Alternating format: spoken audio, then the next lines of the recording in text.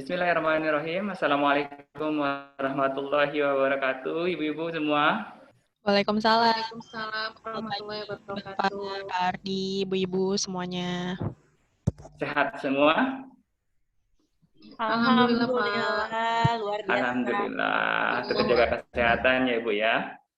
Nah, semoga kita sehat-sehat selalu supaya kita bisa melaksanakan kegiatan yang rencana kegiatan-kegiatan yang kita planningkan Ibu ya.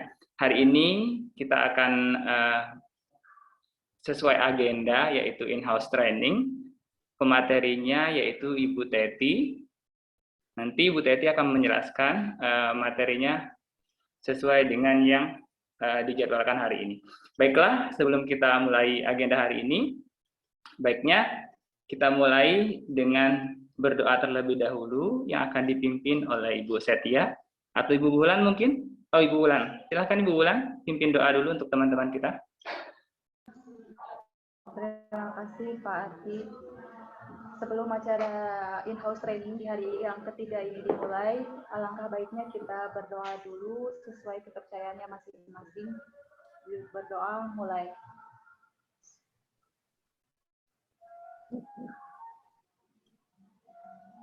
Berdoa selesai.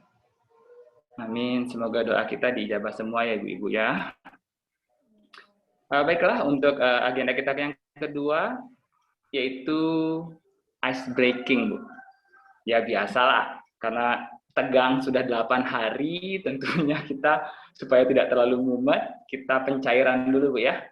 Ice breaking-nya akan dipimpin oleh Ibu Setia. Minta tolong Ibu Setia bisa memimpin ice breaking hari ini? Wah, enggak Bapak, boleh.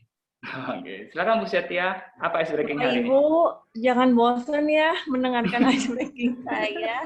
Semoga ini menjadi penyegaran gitu ya Bapak Ibu. Kali ini kalau tadi kasur kayu dan kapur, sekarang saya mau ice breaking yang lain. Mudah-mudahan bermanfaat, kalau enggak ditepuk tanganin aja Bapak Ibu ya. Anggap aja ini menarik. Saya ingin meminta Bapak Ibu untuk berimajinasi seperti itu. Sore-sore saya ajak untuk berimajinasi. Nanti Bapak Ibu menjawab sesuai dengan apa yang Bapak Ibu pikirkan terlebih dahulu. Apa yang terlintas terlebih dahulu di pikiran Bapak Ibu, langsung itu yang disebutkan ya Bapak Ibu ya. Siap, Ini Ibu. namanya kokologi, mungkin Bapak Ibu juga udah pernah mendengar ya kokologi. Saya tumben, boleh Bu. di-unmute dulu. Oh, siap.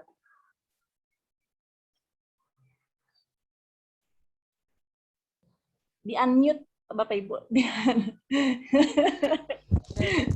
Udah. Biar bisa menjawab langsung gitu. Iya, siap. Nah, bayangkan Bapak Ibu ada di sebuah hutan belantara sendiri dan terpisah dari teman-teman. Tidak ada yang menemani satu orang pun.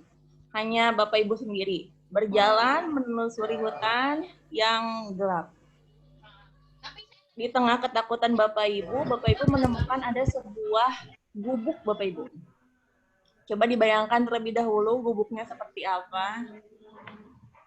Nah, Bapak Ibu terfokus pada satu titik di gubuk tersebut, yaitu pintu. Coba dipikirkan dulu pintunya Bapak Ibu. Sudah dilihat dalam pikirannya? Sudah terbayang? Nah, yang terbayang di pikiran Bapak Ibu itu pintunya dalam keadaan terbuka atau tertutup? Boleh dijawab. Pak Ardi, Bu Teti, boleh dibuka mikrofonnya. Terbuka, Bu. Terbuka. Yang lain? Tutup. Tertutup. Bulan tertutup. Pak Ardi? Tertutup. Tertutup. Bu Ida? Tertutup. Tertutup. Oke. Dilanjutkan ya. Kemudian kita masuk ke dalam gubuk tersebut, berharap ada orang yang dapat ditanya di dalam gubuk. Ternyata kita tidak bisa menemukan siapapun di situ. Yang ada yang kita lihat hanya sebuah meja yang di atasnya terdapat vas bunga. Coba dilihat dulu Bapak Ibu mejanya. Sudah terbayangkan? Sudah. Meja bentuk apa yang Bapak Ibu bayangkan? Oval, bulat, kotak, atau apa? Kotak. Segi panjang.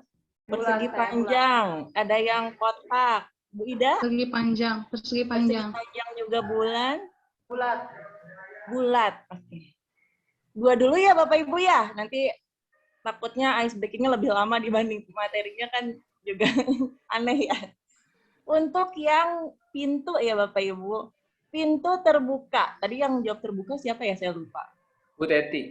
Berarti Bu Teti termasuk ke dalam orang yang jika ada masalah, ia lebih nyaman mengutarakan masalah itu terhadap teman-temannya atau bercerita pada temannya gitu.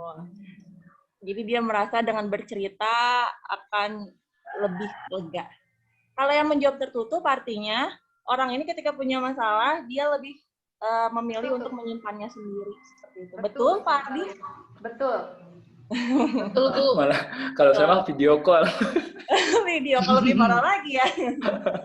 Kemudian bentuk meja. Untuk bentuk meja, kalau yang menjawab kotak artinya ia termasuk orang yang pemilih, Bapak Ibu. Pemilih. Kalau misalnya yang menjawab bulat, dia termasuk orang yang apa adanya. Seperti itu. Aduh, betul sekali apa adanya. Iya, begitu. Salah ketemari, salah. Saya pemilih dong. Nah, cukup sekian ya Bapak Ibu. Ice breaking dari saya. Terima kasih. Wassalamualaikum warahmatullahi wabarakatuh. Terima kasih Bu Setia. Waalaikumsalam warahmatullahi wabarakatuh. Terima kasih Bu Setia. Ya, insya Allah setelah ice breaking dari Bu Setia, kita merasa lebih terhibur, lebih senang, lebih cair lagi Bu ya. Nah, baiklah, untuk agenda selanjutnya, hari ini kita akan mendengarkan materi dari Ibu Teti. Silakan Ibu Teti. Baik, terima kasih Pak Ardi. Bapak Ibu, sekarang kita masuk materi ya. Mohon izin, saya ingin share materinya. Bentar. Nah, sekarang saya akan menjelaskan nih. Kita sama-sama belajar ya tentang literasi digital. Tadi sudah dilakukan pembukaan oleh Pak Ardi. Nah, ini adalah tujuan dari sesi ini. Tujuannya itu kita untuk memperdalam pemahaman terkait pentingnya penerapan literasi digital dan mengetahui aplikasi-aplikasi yang mendukung penerapan literasi digital di satuan pendidikan ini. Sebentar.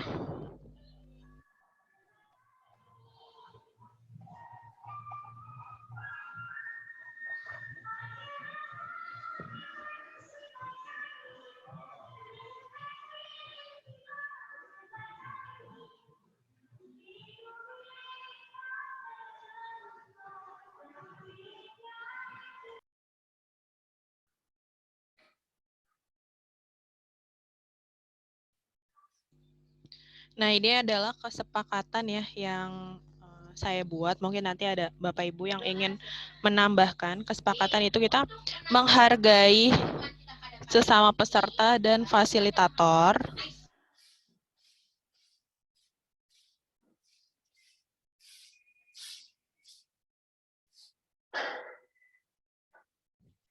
Maaf ya Bapak Ibu, saya ada terkendala sedikit. Nah, untuk kesepakatan bersama itu yang pertama kita menghargai sesama peserta dan fasilitator. Yang kedua, satu berbicara, semuanya mendengarkan. Yang ketiga, tepat waktu. Yang keempat, berpartisipasi aktif. Yang kelima, kita diharapkan fokus pada sesi belajar ya Bapak Ibu. Nah, semoga ini menjadi kesepakatan bersama. Selanjutnya, sebelum masuk ke materi nih, saya ada 3 buah pernyataan. Kita main kuis dulu ya Bapak Ibu, nggak apa-apa ya. Nah, nanti Bapak Ibu hanya diminta untuk memberikan jawaban benar atau salah. Jika menurut Bapak Ibu ini benar, silakan benar atau salahnya silakan membuka mikrofonnya dan menjawab gitu. Paham ya Bapak Ibu untuk peraturan kuisnya? Iya, Bu. Nah, sekarang kita mulai ya. Nah, untuk pernyataan yang pertama, ini menurut Bapak Ibu benar atau salah? Tujuan literasi digital adalah untuk membina komunikasi dan interaksi. Benar atau salah? Ada yang bisa menjawab? Benar. Benar. Bu. Benar ya. Sekarang kita lihat jawabannya. Nah, ternyata benar. Terima kasih. Tadi siapa yang sudah menjawab benar? Saya, Jadi Bu. tujuan terima kasih Bulan ya atau Buset ya? Terima kasih yang sudah menjawab. Jadi tujuan literasi digital adalah untuk mengetahui, untuk membina komunikasi. Maaf.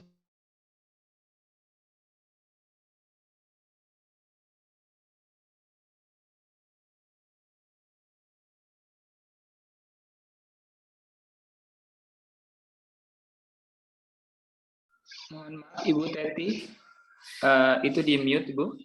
Iya. Terima kasih Pak Ardi. Sudah terdengar suara saya?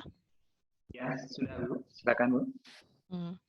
Jadi benar ya jawabannya, karena literasi digital adalah pengetahuan dan kecakapan untuk menggunakan media digital, alat-alat komunikasi atau jaringan, yang pastinya untuk membina komunikasi dan interaksi. Nah, untuk kuis yang kedua, pertanyaan yang kedua, nih, silakan menurut Bapak Ibu ini benar atau salah, literasi digital membuat seseorang menjadi pribadi yang tidak maju.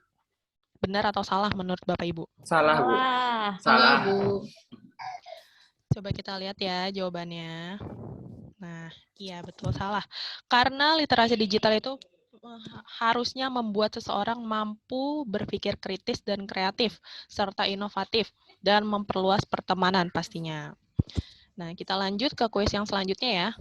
Nah, menurut Bapak Ibu, literasi digital itu dapat dengan cepat memperoleh informasi terkini, benar atau salah? Benar, Ibu. Benar.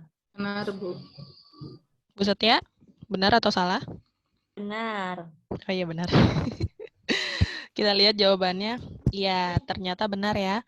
Literasi digital dapat dengan cepat memperoleh informasi terkini dan mengetahui kondisi terkini dengan menggunakan aplikasi pastinya.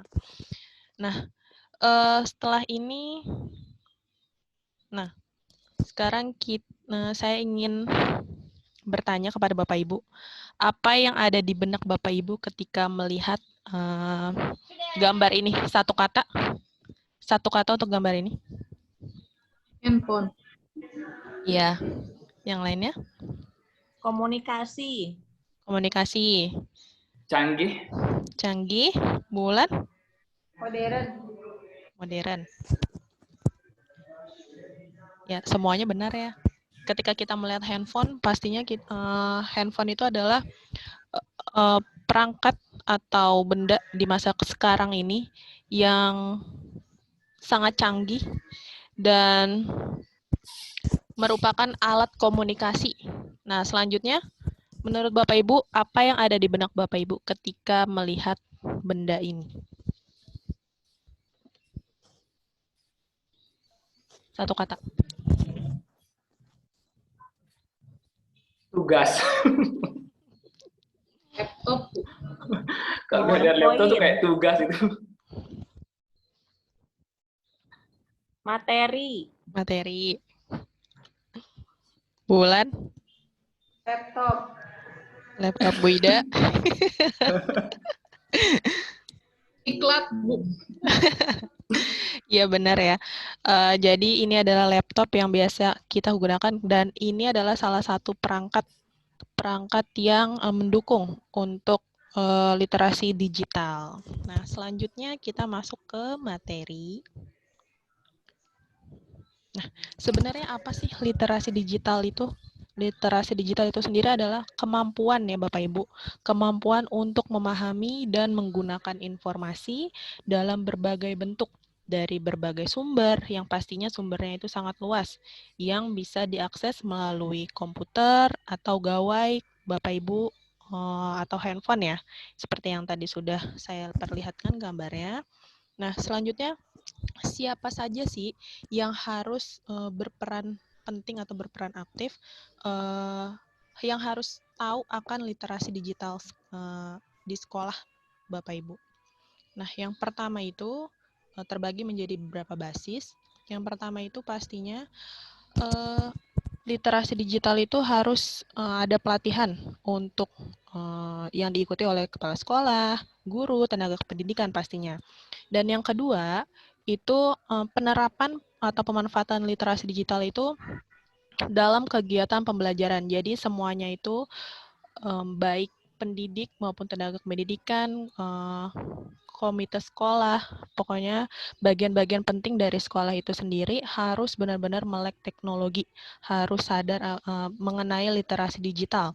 Nah, yang ketiga itu meningkatnya pemahaman kepala sekolah, guru, tenaga kependidikan, dan siswa dalam menggunakan media digital dan internet. Berarti semuanya harus sadar bahwa literasi digital makin berkembang, seperti itu.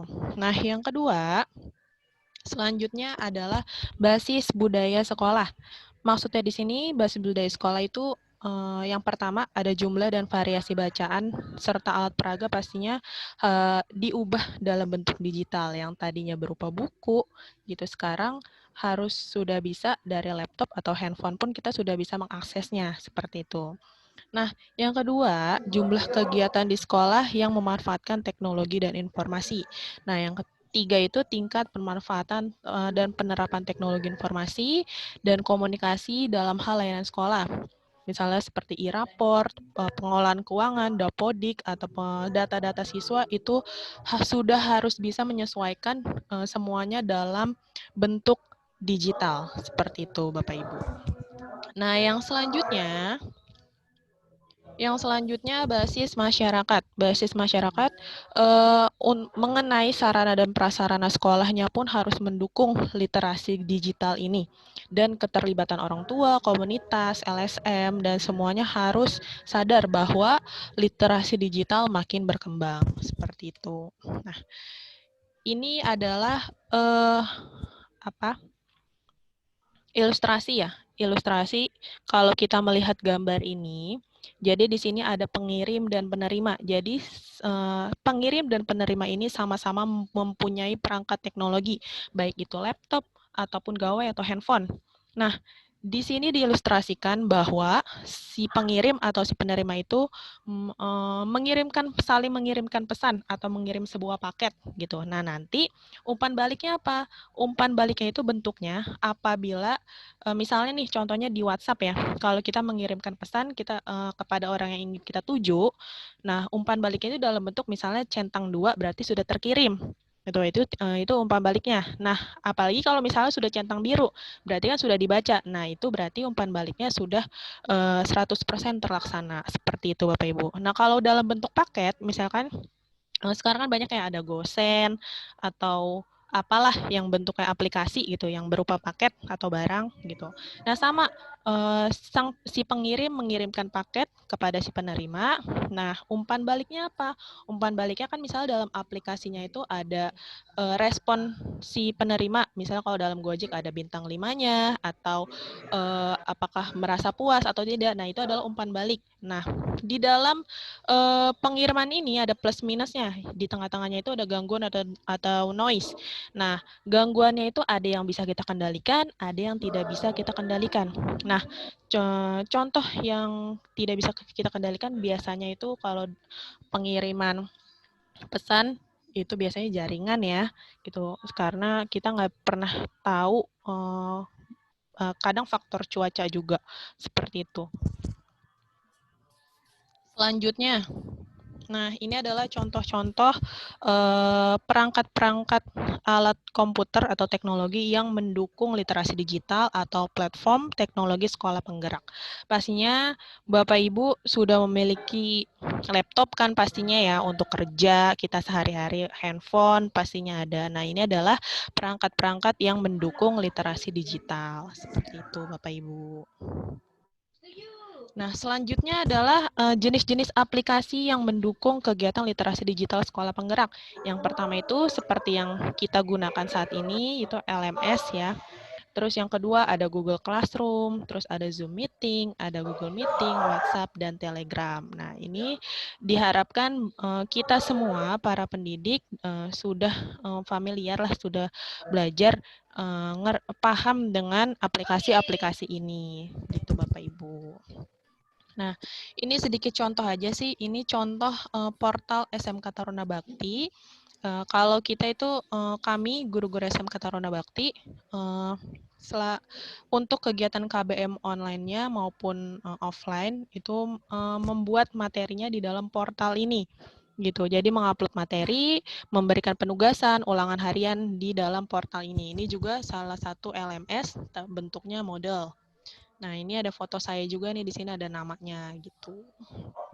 Nah, ini contohnya seperti ini Bapak Ibu. Untuk contoh portalnya. Nah, selanjutnya ini juga saya ingin share bahwa sedikit aja Bapak Ibu ada contoh ini aplikasi sarana prasarana di SMK Taruna Bakti bentuknya seperti ini, jadi sudah dalam bentuk digital gitu. Tapi kita juga ada manualnya juga, ada dua data lah gitu. Itu aja sih Bapak Ibu dari saya. Nah, sekarang kita mungkin ada refleksi materi. Pak Ardi mungkin ada yang ingin memberikan kesan dan pesan mengenai materi ini? Ya, silakan Bapak Ibu, ada yang ingin ditanyakan atau ada yang ingin ditambahkan dari materi yang sudah dijelaskan oleh Ibu Teti Suryani? Mungkin pernyataan aja kali ya Pak, yang dipahami. Atau yang mau menyimpulkan mungkin? Yang mau menyimpulkan, boleh satu orang, silakan. Boleh, Ibu.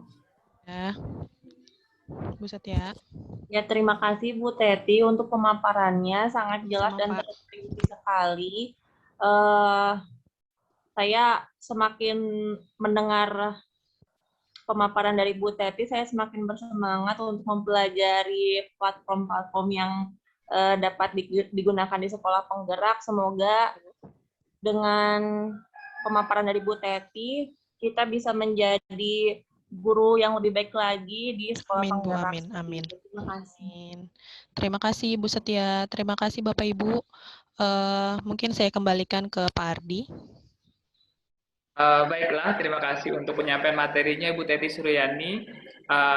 Untuk menutup kegiatan kita hari ini, marilah kita sama-sama melafazkan Alhamdulillah. Alhamdulillah. Terima kasih untuk semua Ibu dan semua para peserta dan pemateri. Terima kasih sekali lagi. Assalamualaikum warahmatullahi wabarakatuh.